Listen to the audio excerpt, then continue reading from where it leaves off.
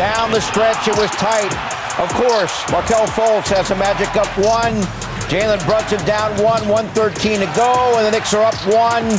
Brunson took control with the game on the line and had this great assist to Jericho Sims as the Knicks beat Orlando after trailing just about the entire game.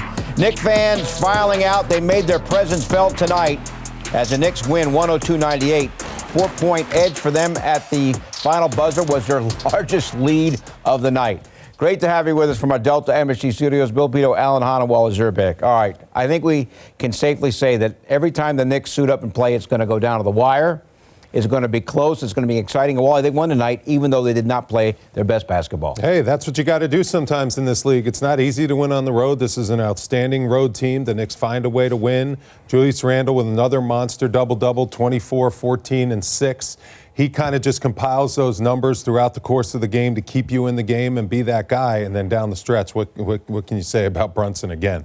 I mean, he made every big shot, made every big play, and he single-handedly won this Knicks team the game down the stretch with his clutch performance in the fourth quarter. You can say enter Sandman, the closer. Right? Yes. And that's what you needed. The free throw shooting as well late in the game. The execution, of course, fouling up 3. That was important as well. All that strategy worked in this game, but the most important part was the clutch free throws. 6 for 6 from the line in the final 8 seconds of the game to make sure there would be no last-second shot to force overtime. Jalen Brunson was fantastic. Quickly off the bench was great.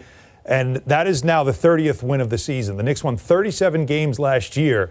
They've got 30 wins now this season with 26 games to go, and looking up now at just gaining on the 6th spot, where the Miami Heat are just barely percentage points above them right now. And all this with the Knicks scoring only 40 points in the first half, their worst first half, Wally, of the entire season. They were down by 3 after 3, but then they took control with the game on the line. And as you guys talked about, Jalen Brunson did his thing. 10 of his 25 came in the fourth quarter. Very efficient shooting the basketball also. And he kind of takes the pulse of the game. He reads the game. He sees when his teammates need him. Jericho Sims, outstanding performance down low, great energy. This Orlando Magic team, they did not back down. Mo Wagner was a real pain in the butt the whole entire night. How about the Knicks fans down in Orlando? Oh, yeah. I think they gave the Knicks an extra little boost. That was a big bucket that gave the Orlando Magic a 1-point lead by Markelle Fultz, the and-1, but then Jalen Brunson, the big bucket to put the Knicks up. Oh, Markelle Fultz. Yeah, this team's nice. Quickly in the blender. But every shot he took, I mean, the efficiency by Jalen Brunson, he was so good in this game. 9 for 13, got good shots, made good simple plays. He just takes advantage of when his defender just takes a step off or just takes a nap for a second, gets by him, gets into the paint, gets a bucket, finds Jericho Sims for that big finish.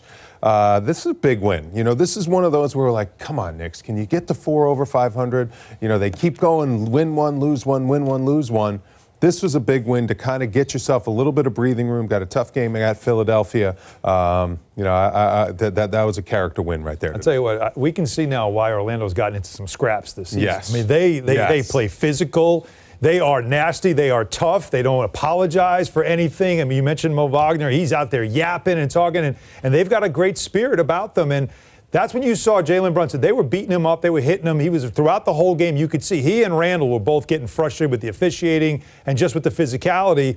And that's why late in the game, it's like Jalen Brunson kind of just turned it up a notch. Like, all right, we're going to play like this. Winning all right. time. And it was right. And then he started taking it physically to their guards as well. And that's, you know, that's when you raise your game to another level. Like you mentioned, a game where you're like, come on, you got to get this win. Yeah. Don't take this team for granted, but you should beat this team, especially with the Garden South chanting, let's go Knicks down there at Amway Center.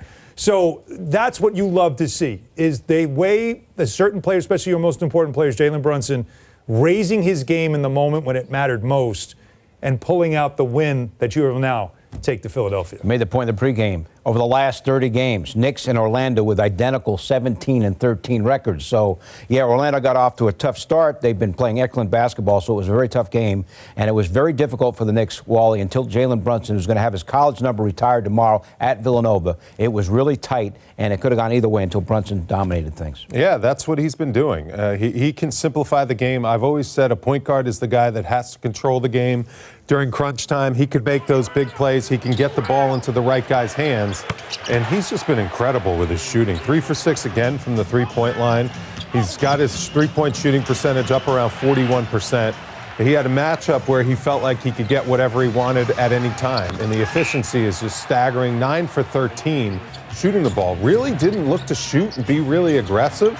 Leaned on his teammates quite a bit, but when his teammates needed him, boy, did he make the game look easy. I mean, these moves are when the defense is completely locked in on him in the fourth quarter, and he is just dicing up the Orlando Magic's defense. That play to get to Jericho Sims, I mean, there was like commotion coming here. He was running through the lane, thought he might shoot the ball. Perfect pass to Jericho Sims. All Jericho Sims has to do is catch, dunk, boom. Yeah, right. That's easy. That's how you want, to be using your big men in the fourth quarter, not putting the ball in their hands in some precarious positions.